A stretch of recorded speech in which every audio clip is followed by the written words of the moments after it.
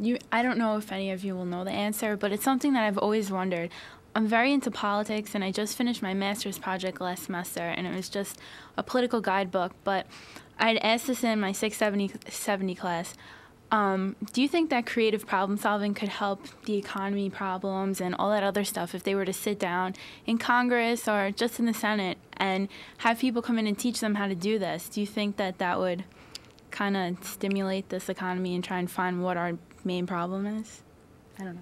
I just have to say, this is just kind of funny. This just shows how empowered I felt when I left the program. Yeah, it does. I seriously felt like, and I do think that it could, I could certainly impact it. But I was just, my mind was going like, well, wow, maybe I could write a letter to, so-and-so and say that, I am sort of maybe for, but here's this person, and did you know I have my master's? Did you even know you could get your master's in creativity? Well, this is what I can do for you, and there was not even any feeling of, shame at all. Like, this is, how dare this person do this, I really felt like I could tackle the world. And I think that's an incredible gift that the program gives us. But anyway, it kind of made me chuckle because I have thought about that. Yeah, and I think that could be a niche for you. I think that's absolutely. An incredible path that you should We'll follow. watch you go do that. Yeah, That's right. Yes. But even no matter, it could be the government or it could be whatever organization you're in, because you go, no matter what organization you're in, there's things that don't work. There's wheels that don't turn. And if you can be that person, if you can get into a spot where people will listen and let you facilitate, you can make a difference, whether it's a government or whether it's, some little organization or a school or whatever. Why not? Any group of people coming together using the process can make a difference. It's funny that we're talking about this because I spoke with a colleague about something very similar earlier today. We do work with all sorts of organizations, and right now we're working with a government group. And to your point, I absolutely agree. I think that application of this process on any problem, whatever it is, would be very, very beneficial. But sometimes the approach doesn't always work in a straightforward manner. And so one of the things we were talking about was, okay, so we want to get to X, but we're over here. And so what are some of the things that we have to kind of work, some of the other issues that are getting in the way of accomplishing a facilitation or getting people to sit together without fighting and Filibustering. exactly, and wasting time and really not resolving anything. What are some of the things we have to do kind of up front to then go in through the back door and do a facilitation and actually solve some problems and so forth. So I would say go for it, but just know up front, and we can talk later, but know up front that there's going to be some other stuff that's happening culturally, maybe politically, then each group that you work with has a history. And so there's just some things you got to work through before you can get to it, but I think you can get to it. And boy, if you could, awesome. We'll elect you president. No, I never Oh, you don't? want to be Okay. president. All right. Maybe vice president. Never Okay. president. And Whatever. We have a student that works with a world body, and what he said was that you go and you do the work and nothing may ever come of it, but if it does, it will be significant. And so going into it, he understands what he's up against and knows that, maybe 80% of the attempts, maybe that light bulb, it'll be the 101 light bulb that worked, the other 100 didn't. But if you have the persistence, then you can continue, and if you have that vision of where you see it going, then you begin to, and as teachers, we know that often somebody might come back 20 years later, and you didn't think you made much of an impact, and lo and behold, they tell you, what actually occurred. So sometimes as facilitators or people that go in and do teaching and training, you wonder about your impact. Absolutely. So yeah, you will touch lives doing that, and whether you change one mind or hundreds, that's yet to be seen. But I think the capacity is there. So I would do it. That's exciting. Okay. Yeah.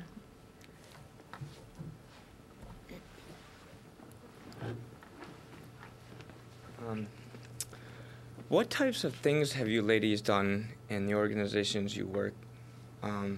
What types of things have you done to the physical environment in the organizations you work to foster creativity?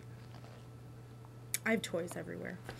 And so they come, I get this big fishbowl too with, okay, now I have to make sure I say it right. SpongeBob SquarePants. Okay. Very good. I used to call them Square Bob Sponge Pants. Very confused. My kids knew who I was talking about. So yeah, lots of toys, inspirational things on the walls, that type of thing. We try to keep it fun.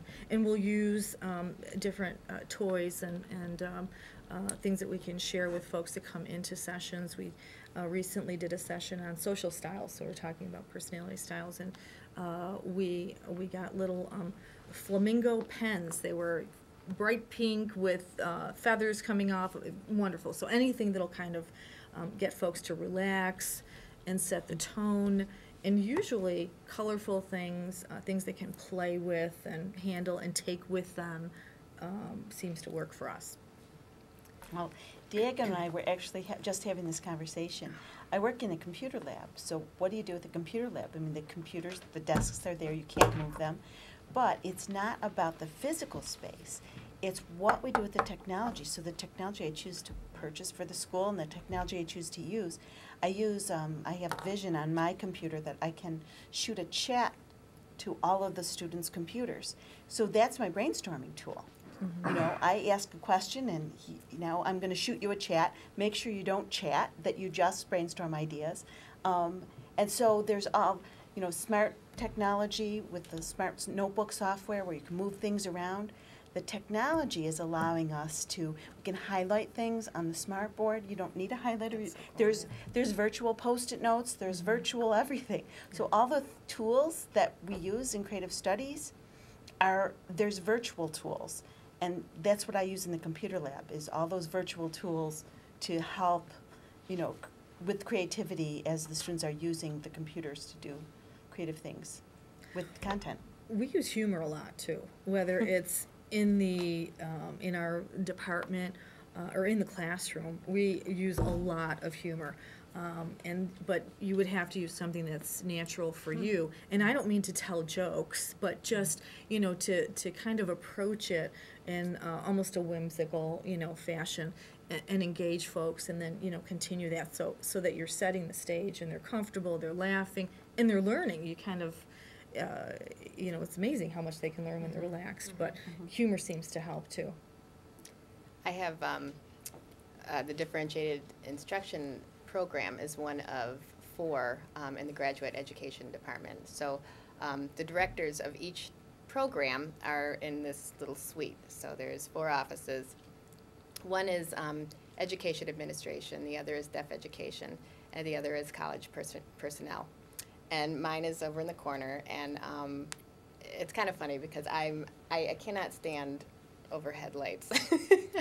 So I turn the lights out, and I have my little white lights. That calms me. And I have the little lights that, little table lamps. And I do have a window, thank goodness. But, I have artwork, and I have toys everywhere, and just little things from, my kids on the wall.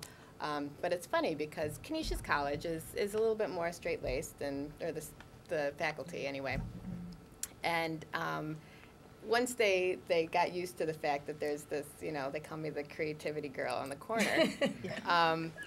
Well, it's great. We all get along incredibly well, and we, give it back to each other. But the director of the education administration, he's always coming in and just giving me flack and grief about everything in my room, how tacky my lights are and everything. But it's funny because my office is really where the meeting places. Everybody kind of gravitates, and I wonder why you're coming to my office, Yours doesn't look so nice over there, So we have fun with it, but that's I think just sort of spreading it to my peers, in a way that's not, not pushing it on anybody, but they're experiencing something different and something new, and they don't completely understand what differentiated instruction is, and I'm not sure that they, a couple of them even really care, but they, we enjoy the conversations, and So, you know, I be myself and share with them, you know, what it is that helps me become more creative in my learning day to day. And I think I'm rubbing off on them a little bit. It's kind of fun. Well, and we deliberately look for, because we use videos to help train, and so we deliberately look for things that do include humor. And one of the latest things that we purchased is called Leadership Pickles. I don't know if anyone has heard of the Leadership Pickle. And so we hand out pickles, and you know, you have them all over the materials and everything. And the video itself is very engaging. It's lots of fun, but they learn. So, and I think after a while you kind of get a reputation for, oh yeah, there's the pickle girl, or you know, whatever. So it was the fish market. It now was it's the fish. pickles. Now, yeah. Well, first it was mice. Remember, Oh, mice okay, would that's change. right. Then it was fish. Now it's pickles. And actually, we have another one, and I can't think of the topic, but it was really funny. It was some guy that poor guy had to relive his day like 4 times before he got it Groundhog Day? right. Oh, yeah. Yeah. So, there was a lot of humor, but it had a very powerful message. So we spend time looking for those because they're just more engaging, you know. And we, at Creative Studies, we just came out of a vision meeting a little while ago, Yeah. and we're limited in our space. When you look at the physical space, we've done some things to try and spice it up a bit. And when people, like, we're in the conference room Yeah. with the nice chairs, and everybody's like, yeah, you know, it's just a better spot. But one of our big goals, what do they call it? Big, fat, audacious, or hairy goal? Big or hairy what's it? goals, Big yeah. hairy goal Yeah. is our own building. So, you know, when you picture it in your mind, it's like if you've ever been on, you know, the IDEO site, obviously, but the Royal Mail site, where things change and walls move. It's almost like being in Harry Potter. And, you know, wouldn't that be nice in the future to build that? I'm going to come when you do that. Absolutely. Nobody will ever leave. I have to tell you a funny story about what you're talking about. In creative studies, we were able to do creative things, and when we facilitated, we had, you know, our chance to facilitate, we could do creative things. So here I am taking creative studies classes. It was my 2nd year teaching, and the principal asks me to please teach an in-service to the teachers about creativity. So I said, sure, I would do that. You know, 2nd year teacher can teach all the... But I wanted to create this ambiance in this environment. So here I am, 2nd year teacher, totally naive. I brought music and wine and cheese to this in-service. I had this great in-service, but the next day I got called into the principal's office, and he said, you can't bring wine into the school. I didn't know, but, you know, Yeah. I got away with it. Creative And I thought environment. then I was that fun person who Yeah. brought wine to the in-service.